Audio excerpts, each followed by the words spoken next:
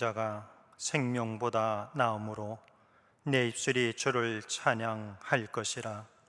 이러므로 내 평생에 주를 송축하며 주의 이름으로 인하여 내 손을 들리이다.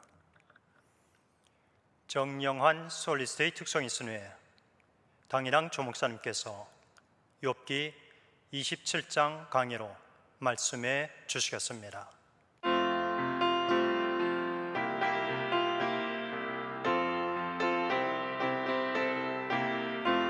새 노래로 여호와께 찬양하라. 대저 기한 일을 행하사 그 오랜 손과 거룩한 팔로 자기를 위하여 구원을 베푸셨도다.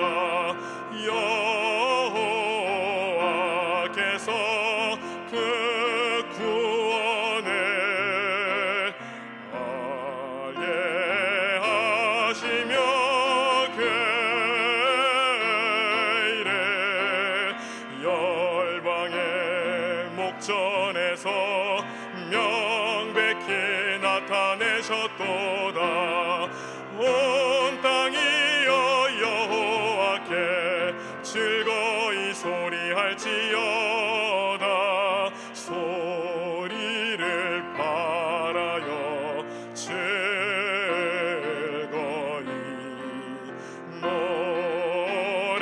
노래하며 찬송할지라. 여호와를 찬양하라. 소금과 음성으로 찬양하라.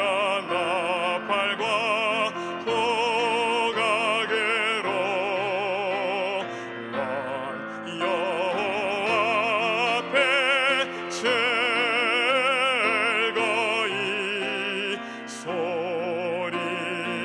소리할지어다. 즐거이 노래할지어다.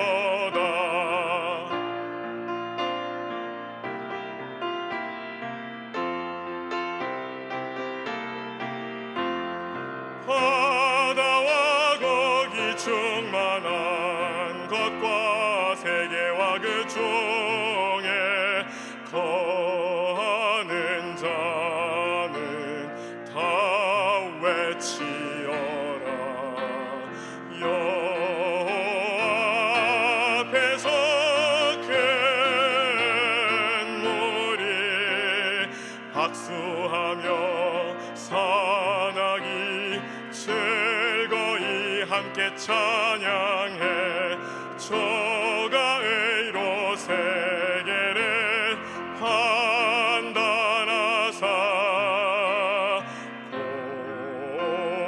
공평으로 그 백성을 판단하시도다. 주님은 공평하시도다.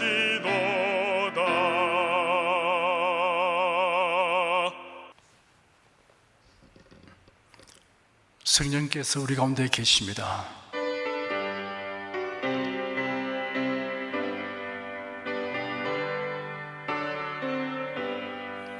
곳세 주를 믿는 이들 찬송하고 찬송하세. 맘과 뜻과 힘 다하여 경배드리세. 은혜 진리 되신 예수 영원토록 변함없네. 성도들아 주를 믿어 길이 섬기세.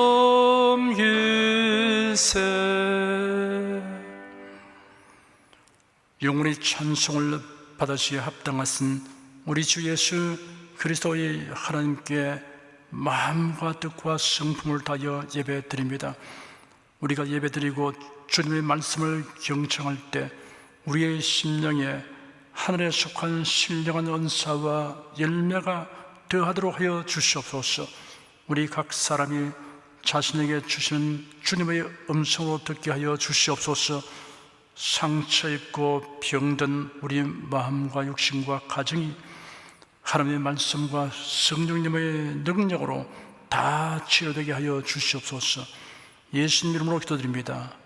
아멘. 국내 국외 각 가정과 각 처소에서 예배드리시는 성도 여러분에게 우리 주 예수 그리스도의 은혜가 충만하기를 축복합니다.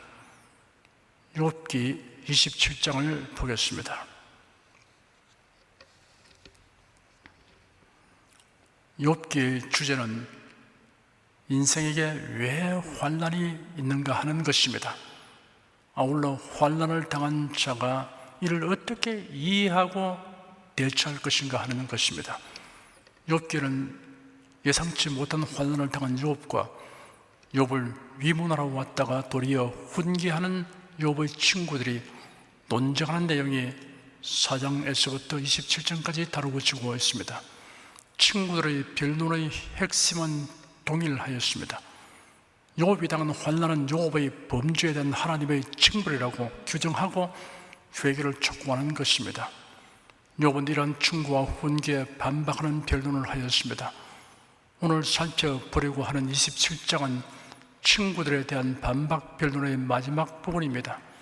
친구들의 일방적 정죄에 대한 욥의 종합적 답변에 해당됩니다. 1절 한 절을 함께 읽겠습니다. 욥이 또 비서를 들어 가로되, 지금까지 욥의 반박이 욥이 대답하여 가로되라는 표현으로 시작됐는데 여기서는 욥이 또 비사를 들어 가로되라는 새로운 표현으로 되어 있습니다. 비사로 번역된 원어는 속담, 비유, 격언 등의 뜻으로 사용되는 말입니다. 이런 욥의 반박이 보편적 진리에 근거한다는 사실을 암시하고 있습니다. 2절 한 절 읽겠습니다. 나의 의를 빼앗으신 하나님, 나의 영혼을 괴롭게 하신 전능자의 사심을 가리켜 맹세하노니, 욥은 자신이 오늘까지 의롭고 경건하게 살아왔다고 자부하는데 이렇게 예상치 못한 극심한 환난을 당하고 보니 마치 하나님께 범죄하여 징벌받는 자처럼 여김을 받게 되었음을 탄식하지 않을 수 없었습니다. 그가 아무리 생각해 보아도 왜 이런 환난이 자기에게 닥쳐왔는지 알 수 없었습니다. 그러나 분명코 절대 주권자이신 하나님의 허락 없이는 이런 환난이 있을 수 없으니, 그렇다면 자신이 의롭게 살아온 것을 하나님이 무효화시켜 버린 것이나 다름없다고 생각했습니다. 그래야 여기서는 하나님을 가리켜 나의 의를 빼앗으신 하나님, 나의 영혼을 괴롭게 하신 전능자라고 불렀습니다. 욥은 하나님의 사심을 가리켜 맹세한다고 하였습니다. 성경에 맹세를 하는 경우를 보면 몇 가지로 분류할 수 있습니다. 어떤 일을 꼭 해내고야 말겠다는 굳은 결의를 표명할 때 맹세하였습니다. 중건동 일대 혹심한 기근이 발생하였을 때 애굽에는 양식이 풍족하다는 소문을 들은 야곱이 애굽에 가서 양식을 사오도록 그의 아들들을 보내었습니다. 12아들 가운데 10명을 보내었습니다. 막내 베냐민은 보내지 않았습니다. 그리고 야곱은 그의 아들들 중에 총의 한 요셉은 들짐승에 먹혀 죽은 것으로 알고 있었습니다. 아버지의 심부름으로 형들의 양을 치는 들로 찾아온 요셉을 형들이 미워하여 애굽에 내려가는 대상들에게 팔아넘기고는 요셉에게서 벗긴 채색 옷에 짐승의 피를 묻혀서 야곱에게 가져다 주었던 것입니다. 그러나 사실은 요셉은 우여곡절 중에 하나님의 씀대로 애굽의 총리가 되었습니다. 요셉은 형들이 양식을 사러 온 것을 알고 따로 불렀습니다. 그들 중에 동생 베냐민이 없는 것을 알았습니다. 요셉은 형들에게 자기를 밝히지 않고 가족 사항을 물어서 막내가 아버지와 함께 있다는 사실을 실토하게 하였습니다. 그래야 동생을 데려오도록 하기 위하여 맹세하면서 압박하는 요구를 하였습니다. 창세기 42장에 기록되어 있습니다. 요셉이 그들에게 이르되 내가 내게 이르기를 너희는 정탐들이라 한 말이 이것이니라. 너희는 이같이 하여 너희 진실함을 증명할 것이라. 바로의 생명으로 맹세하노니 너희 말지 아우가 이겨 오지 않으면 너희가 여기서 나가지 못하리라. 요셉은 자신이 하는 말이 틀림없이 시행됨을 확정하기 위해 바로의 생명으로 맹세하였습니다. 모세의 율법에 짐승을 위탁받아 지키는 사람이 그 짐승들 중에 충만한 일이 발생했을 경우, 그 현장을 본 사람이 없을 경우에 자신이 손대지 않았다고 여호와로 맹세하면 그 임자가 그대로 믿고 배상을 요구하지 않도록 하였습니다. 출애굽기 22장에 기록되어 있습니다. 사람이 낙이나 소나 양이나 다른 짐승을 이웃에게 맡겨 지키게 하였다가 죽거나 상하거나 물려가도 본 사람이 없으면 두 사람 사이에 맡은 자가 이웃의 것에 손을 대지 아니하였다고 여호와로 맹세할 것이요 그 임자는 그대로 믿을 것이며 그것은 배상하지 아니하려니와. 이런 경우는 맹세가 자신의 말이 정직함을 증명하는 수단이었습니다. 다툼을 종결짓고자 하는 의사표시로 맹세하였습니다. 히브리서 6장 16절에 기록되기를 사람들은 자기보다 더 큰 자를 가리켜 맹세하니 맹세는 저희 모든 다투는 일의 최후 확정이니라 하였습니다. 맹세에 대하여 주의해야 할 사항이 성경에 명시되어 있습니다. 레위기 19장 12절에는 너희는 내 이름으로 거짓 맹세함으로 네 하나님의 이름을 욕되게 하지 말라. 나는 여호와니라 하였습니다. 거짓을 사실처럼 말하려고 맹세하지 말라는 뜻입니다. 맹세한 것은 반드시 지켜야 합니다. 마태복음 5장에는 또 옛사람에게 말한 바 흠맹세를 하지 말고 네 맹세한 것을 주께 지키라 했다는 것을 너희가 들었으나 나는 너희에게 이르노니 도무지 맹세하지 말지니 하늘로도 말라 이런 하나님의 보좌이며 땅으로도 말라 이런 하나님의 발등상이며 예루살렘으로도 말라 이런 큰 임금의 성이며 내 머리로도 말라 이런 네가 한 트럭도 희고 검게 할 수 없음이라. 오직 너희 말은 옳다 옳다 아니라 아니라 하라. 이에서 지난 것은 악으로 쫓아나느니라 하였습니다. 맹세하는 것을 능사로 삼지 말라는 뜻입니다. 옳은 것은 옳다 하고 아닌 것은 아니라 라고 말하면 그대로 신뢰하는 대인관계가 되고 사회가 되게 하라는 것입니다. 3절에서 6절까지 읽겠습니다. 나의 생명이 아직 내 속에 완전히 있고 하나님의 기운이 오히려 내 코에 있느니라. 결코 내 입술이 불의를 말하지 아니하며 내 혀가 괴유를 말하지 아니하리라. 나는 단정코 너희를 옳다 하지 아니하겠고 죽기 전에는 나의 순수함을 버리지 않을 것이라. 내가 내 의를 굳게 잡고 놓지 아니하리니 일평생 내 마음이 나를 책망치 아니하리라. 욥은 자신이 살아있는 단 생명이 다하기까지 맹세코 그가 하지 아니할 것을 몇 가지 언급하였습니다. 불의하고 속이는 말을 하지 않겠다고 말했습니다. 비진리에 대하여 타협과 양보를 하지 않겠다고 말했습니다. 자신이 옳다고 그까지 주장하는 데 대하여 양심의 거리낌을 갖는 일이 없을 것이다 라고 말했습니다. 정몽주는 고려가 망하고 조선을 건국하는 과정에서 이성계의 아들 이방원의 부하들에 의해서 선조교회에서 피살을 당한 고려 충신입니다. 정몽주를 회유하려는 이방원이와 이를 거절한 정몽주가 주고받은 시가 전해오고 있습니다. 이방원이가 정몽주의 마음을 떠보기 위해 미리 준비한 하여가를 읊었습니다.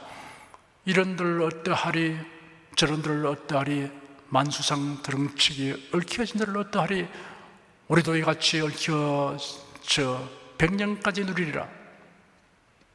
이미 타락할 대로 타락한 고려 왕조를 포기하고 자신과 같은 뜻을 가진 사람들과 함께 어울려 조선 왕조를 세우자는 요청이었습니다.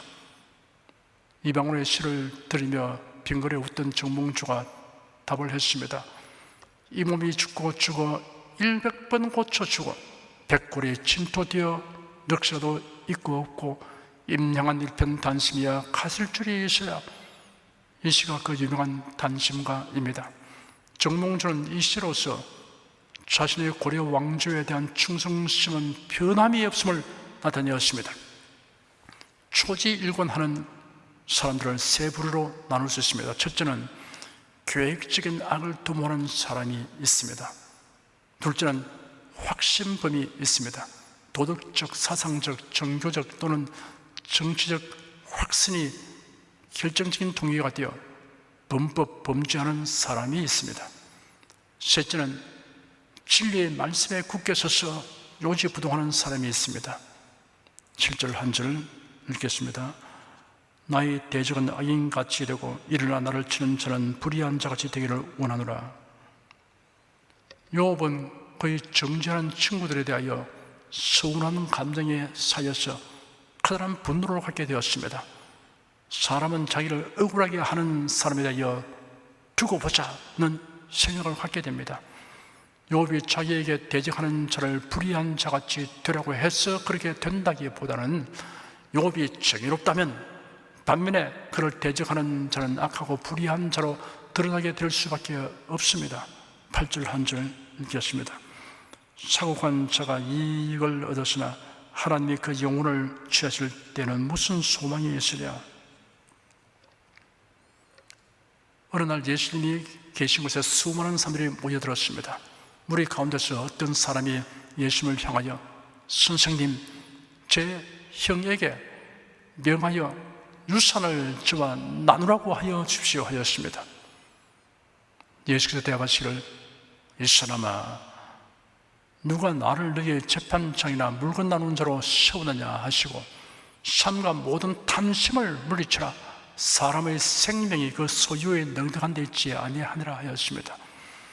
예수는 삶과 모든 탐심을 물리쳐라 하시면서 곧이어 사람의 생명이 그 소유의 넉넉함에 있지 아니하니라 하셨습니다. 소유의 크기가 삶의 가치와 질을 결정하는 것이 아니며 행복을 좌우하는 것이 아닙니다. 더욱이 소유의 크기가 영생에 관계될 수 없습니다. 여기에 예수께서 말씀하신 생명은 영생을 말합니다. 그리고 사람이 가지는 생명은 육신의 생명과 영생으로 구분됩니다. 이 영생은 예수 그리스도를 믿는 자에게 하나님께서 주십니다. 소유의 넉넉함이 육신의 죽음을 면하게 할 수 없는데 하물며 영생에 관하여는 아무짝에도 쓸모없습니다. 예수께서 부연하여 비유를 말씀하셨습니다. 어떤 부자가 있었는데 그의 농사가 잘 되어 밭에 소출이 풍성하게 되었습니다. 부자는 심중에 골똘히 생각하며 곡식을 저장할 방법을 궁리하였습니다. 내가 곡식 쌓아둘 곳이 없으니 어찌할꼬? 내가 이렇게 하리라. 내 곡간을 헐고 더 크게 짓고 내 모든 곡식과 물건을 거기 쌓아두리라. 그리고 내 영혼에게 말하리라. 영혼아, 여러 해 쓸 물건을 많이 쌓아두었으니 평안히 쉬고 먹고 마시고 즐거워하자 하리라. 하나님께서 말씀하셨습니다. 어리석은 자야, 오늘 밤에 네 영혼을 도로 찾을 것이다. 그러면 네가 예비한 것이 누구의 것이 되게 되냐? 예수께서 이러한 비유를 말씀하시고는 자기를 위하여 재물을 쌓아두고 하나님께 대하여 부유하지 못한 자가 이와 같다고 하셨습니다. 그런데 하나님께서는 그를 향하여 어리석은 자라고 말씀하셨습니다. 사람들이 어떻게 생각하든 하나님의 판단은 언제나 옳습니다. 그렇다면 그가 왜 어리석은 자일까요? 부자는 그가 가진 소유물로 얼마든지 평안히 쉬고 먹고 마시고 즐길 수 있다고 생각하였습니다. 하나님께서 영혼을 불러내시면 곧장 실체가 될 것도 생각하지 못할 정도로 어리석었습니다. 하나님께서 말씀하시기를 어리석은 자야, 오늘 밤에 내가 네 영혼을 도로 찾을 것이다. 그러면 네가 예비한 것들이 누구의 것이 되겠느냐 하셨습니다. 영혼이 계속 육체 안에 머물러 있게 하는 데 있어서 소유의 넉넉함은 무용지물입니다. 인생에게 죽음에도 소망을 갖게 하는 것은 재물이 아니라 경건하게 사는 것입니다. 예수를 믿고 사랑하며 사는 것입니다. 9절 한 절 읽겠습니다. 환난이 그에게 임할 때 하나님이 어찌 그 부르심을 들으시랴. 하나님의 뜻대로 응답받는 것이 가장 좋은 응답이라고 확신하며 기도해야 합니다. 그런데 하나님을 거역하고 행하면 이런 확신을 가지고 기도할 담력을 가질 수 없습니다. 10절 한 절 읽겠습니다. 그가 어찌 전능자를 기뻐하겠느냐, 항상 하나님께 불러 아뢰겠느냐. 욥의 친구 엘리바스가 욥을 향하여 전능자를 기뻐하라고 충고하고, 또한 욥이 범죄한 까닭에 전능자를 기뻐하지 못한다는 공격도 하였습니다. 욥은 이러한 충고에 대해 천만의 말씀이라고 부정하면서 도리어 그의 대적이나 불경한 자를 향하여 그가 어찌 전능자를 기뻐하겠느냐, 항상 하나님께 불러 아뢰겠느냐라고 응대하였습니다. 성도들은 어떤 상황에서도 하나님으로 인하여 기뻐하고 하나님을 향하여 기도할 수 있습니다. 여러분이 비록 잘못이 있어도 긍휼히 여기시는 주님을 의지하여 하나님을 기뻐하고 하나님께 부르짖어 간구하십시오. 예수님의 탕자 비유에서 탕자가 자기 잘못을 깨닫고 아버지께로 돌아오니 마주 달려가서 얼싸 안았습니다. 아들이 말하기를, 아버지여, 내가 하늘과 아버지께 죄를 얻었사오니 지금부터는 아버지의 아들이랄 그름을 감당치 못하겠나이다 라고 뉘우치는 말을 꺼내는데 아버지는 계속 들으려고 하지 않았습니다. 곧장 종들에게 지시하기를, 제일 좋은 옷을 내어다가 입히고 손에 가락지를 끼우고 발에 신을 신기라. 그리고 살찐 송아지를 끌어다가 잡으라. 우리가 먹고 즐기자. 이내 아들은 죽었다가 다시 살아나시며 내가 이랬다가 다시 얻었노라 하였습니다. 이미 마음에 자기 잘못을 깨닫고 뉘우치는 마음을 가지고 태도를 바꾼 것을 아셨기 때문이었습니다. 그 아들을 따뜻히 맞이하려고 마음에 준비한 것을 실행하는 일에 집중했습니다. 이것이 하나님 아버지의 마음입니다. 11절, 12절 두 절을 읽겠습니다. 하나님이 하신 일을 내가 내게 가르칠 것이요 전능자의 뜻을 내가 숨기지 아니하리라. 너희가 다 이것을 부하거늘 어쩌여 아주 허탄한 사람이 되었는고. 욥은 자신이 당한 환난에 대해 친구들이 제멋대로 판단하고 정죄하고 충고하는 것은 하나님이 하신 일에 대한 무지의 소치라고 간주했습니다. 욥은 자신이 하나님의 하신 일과 전능자의 뜻을 친구들에게 가르쳐 주겠다고 하였습니다. 욥의 친구들도 당대에 뛰어난 현자이며 지식인이었습니다. 그러나 상황과 대상을 잘못 파악하고 지식을 지용하였습니다. 그래서 욥에게는 그들이 허탄한 삶이 되고 말았습니다. 자신이 아는 단편적 지식을 모든 사람에게 천편일률적으로 적용하려고 하는 무리를 범하지 않아야 합니다. 누구에게나 동일하게 적용되는 원리가 있고 각 사람의 형편과 사정에 따라 적용해야 하는 방법이 있습니다. 13절에서 23절까지 읽겠습니다. 악인이 하나님께 얻을 분깃 강포자가 전능적의 발을 사나본 이것이라. 그 자손이 번성하여도 칼을 위함이요 그 후에는 식물에 배부르지 못할 것이며 그 남은 자는 연병으로 묻히리니 그의 과부들이 울지 못할 것이며 그가 비록 은을 티끌같이 쌓고 의복을 진흙같이 예비할지라도 그 예비한 것을 의인이 입을 것이요 그 은은 무죄자가 나눌 것이며 그 지은 집은 조모의 집 같고 상집꾼의 초막가 될 것이며 부자로 노우나 그 조상에게로 돌아가지 못할 것이요 눈을 뜬 적 없어졌으리라. 두려움이 물같이 그를 따라 미칠 것이요 폭풍이 밤에 그를 빼앗아갈 것이며 동풍이 그를 날려보내며 그 저서 몰아내리라. 하나님이 그를 아끼지 아니하시고 소신하니 그가 그 손에서 피하려 해도 못할 것이라. 사람들이 박장하며 비수하고 그 저서 몰아내리라. 욥은 악인들을 향한 하나님의 철저한 심판에 대하여 그가 가진 확신을 피력하였습니다. 악인의 자손은 망한다고 말했습니다. 악인의 소유물은 결국 의인에게 돌아간다고 말했습니다. 악인의 멸망은 사람들의 비속거리가 되며 즐거움이 된다고 말했습니다. 이러한 욥의 주장과 변론에는 친구들이 충고했던 내용들도 포함되어 있습니다. 그러나 차이점이 있습니다. 욥은 하나님의 부흥이 악인에게 반드시 즉각적으로 임하게 된다고는 주장하지 않았습니다. 최후의 심판이 있음을 강조하였습니다.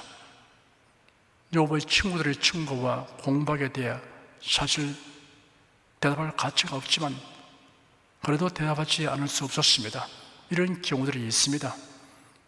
중국의 대표적 시인 이태백의 시 가운데 산정문답은 널리 암송되는 그 가운데 하나입니다. 문정하이 새벽산 소이부답 심자한 동화유수 묘영거 비로천지 비인간 그들은 나에게 무슨 뜻으로 사람이 살지 않는 푸른 산중에 사느냐 묻네만 나는 대답할 길이 없어서 그저 웃기만 했네. 하지만 나의 마음은 무한히 한적하다네. 복숭아 꽃잎이 흐르는 물에 떨어져 표현이 흘러가 버린 이곳은 인간들이 사는 속세와는 아주 다른 별천지라네. 소위 부답, 대답은 않고 미소만 지었다고 하면서 사실은 도화유수, 묘영거, 비루천지 비인간이라고 대답하였습니다. 느부갓네살 왕이 세운 금신상 제막식에서 금신상에 절하지 않았다고 고발되어 결박된 채 왕 앞에 불려간 사드락, 메삭, 아벳네고에게 느부갓네살 왕이 말했습니다. 너희가 고의적으로 거부하는 것이 아니라면 한 번 더 기회를 주겠다. 그러나 여전히 거부하면 용광로 속에 던져두겠다라고 으름장을 놓았습니다. 사드락과 메삭과 아벳네고가 왕에게 대답하였습니다. 느부갓네살이여, 우리가 이 일에 대하여 왕에게 대답할 필요가 없나이다. 만일 그럴 것이면 왕이여, 우리가 숨기는 우리 하나님이 우리를 극렬히 타는 풀무 가운데서 능히 건져내시겠고 왕의 수도 건져내시리이다. 그리 아니하실지라도 왕이여, 우리가 왕의 신들을 섬기도 아니하고 왕이 세우신 금신상에 절하지도 아니할 줄을 아옵소서. 대답할 필요가 없다고 해놓고 한편은 이유를 설명하는 대답을 하였습니다. 우리가 살다 보면 묵묵부답해야 할 때가 있고 대답할 이유가 없어도 말해야 할 경우가 있습니다. 묵묵부답이 허위를 사실로 시인하는 것으로 인정될 경우는 사실을 밝혀야 합니다. 고민의 경우는 누구명이 타인에게까지 피해가 되므로 사실을 밝혀야 합니다. 기도하겠습니다. 이 세상에서 살아가는 날들은 영원한 내일을 위하여 각 사람에게 주신 기회라는 사실에 근거하여 만사를 통찰하고 분별하고 대처할 수 있게 된 것을 하나님께 감사드립니다. 하나님을 향한 우리의 믿음이 견고하면 무슨 일을 당해도 결국 유익한 결과가 되게 할 수 있음을 알게 되었습니다. 당신은 즐겁지 않고 슬퍼하여도 하나님의 선하심과 신실하심과 능력을 의지하여 소망을 가지고 살아갑니다. 이러한 믿음과 소망이 부끄럽게 되지 않도록 하시는 하나님을 찬송합니다. 예수 그리스도 이름으로 기도드립니다. 아멘. 다 같이 간절한 마음으로 기도하십시다.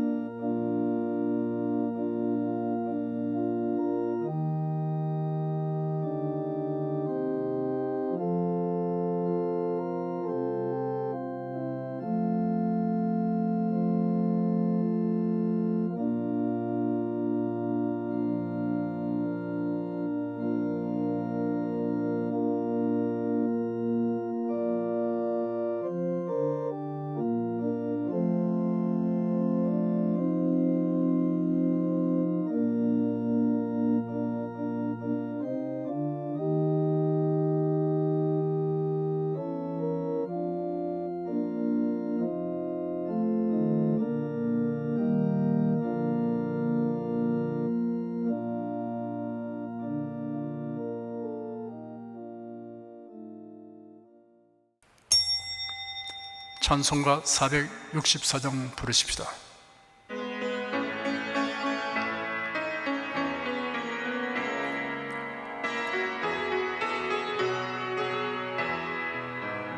고난 내 영혼 편히 쉴 곳과 풍랑 잃어도 안전한 포구 폭풍까지도 다스리시는 주의 영원한 팔 의지해 주의 영원하신 팔 함께 하사 항상 나를 붙드시니 어느 곳에 가든지 요동하지 않으면 주의 팔을 의지함이라. 세상 친구들 나를 버려도 예수 늘 함께 동행함으로 주의 은혜가 충만하리니 주의 영원한 팔 의지해 주의 영원하신 팔 함께 하사 항상 나를 붙드시니 어느 곳에 가든지 요동하지 않으면 주의 팔을 의지함이라. 나의 믿음이 연약해져도 미리 예비한 힘을 주시며 위태할 때도 안보하시는 주의 영원한 팔 의지해 주의 영원하신 팔 함께 하사 항상 나를 붙드시니 어느 곳에 가든지 요동하지 않으면 주의 팔을 의지함이라. 능치 못한 건 주께 없으니 나의 일생을 주께 맡기면 나의 모든 짐 대신 지시는 주의 영원한 팔 의지해 주의 영원하신 팔 함께 하사 항상 나를 붙드시니 어느 곳에 가든지 요동하지 않으면 주의 팔을 의지함이라. 여러분 가슴에 손을 얹으십시오. 우리 기도를 응답하신 하나님을 앙망하시기 바랍니다. 병약한 분들은 아픈데 믿음의 손을 얹으십시오. 주 성령께서 우리 가운데 임하여 계십니다. 예수님의 사랑과 능력과 대속의 은혜로서 우리를 치료하여 주십니다. 성령의 나타남과 능력으로 표적과 기사를 베풀어 주십니다. 나는 너희를 치료하는 여호와임이라. 예수께서 가르치시며 천국 복음을 전파하시며 모든 병과 모든 약한 것을 고치시니라. 너희 중에 병든 자가 있느냐 위하여 기도할지니라. 믿음의 기도는 병든 자를 구원하리니 주께서 저를 일으키시리라. 병 낫기를 위하여 서로 기도하라. 이러한 성경 말씀에 의거하여 우리가 하나님께 신주를 간구하오니 응답하여 주시옵소서.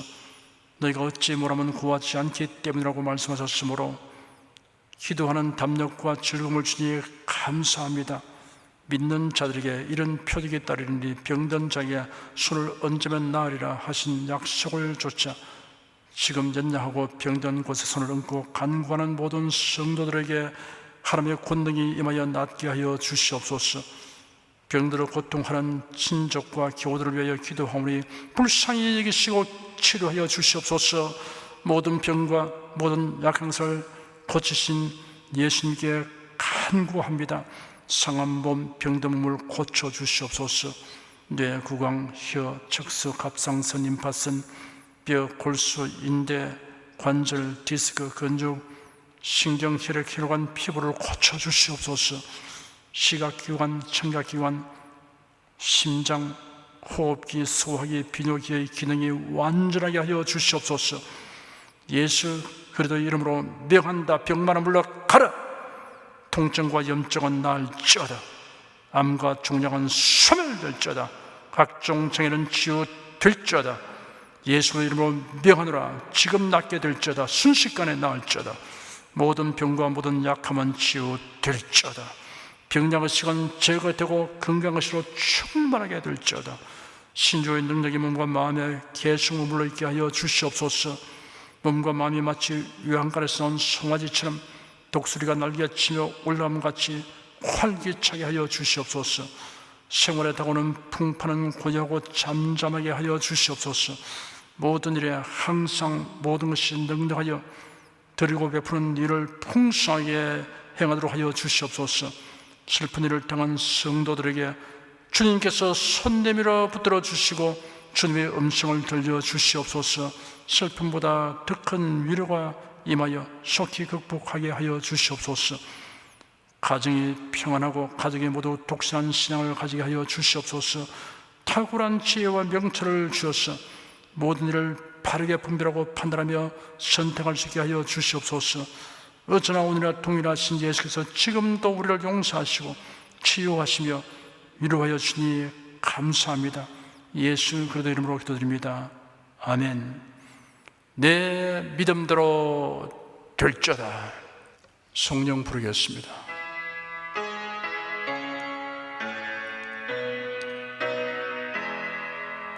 성부 성자 성령께 찬송과 영광 돌려보내세. 태초로 지금까지 또 영원 무궁토록 성삼위께 영광 영광. 아멘. 우리 주 예수 그리스도의 은혜와 하나님 아버지의 사랑과 성령의 교통하심이 은혜와 진리 가운데 살아가는 모든 성도들을 위해 임하시옵기를 축원합니다. 아멘.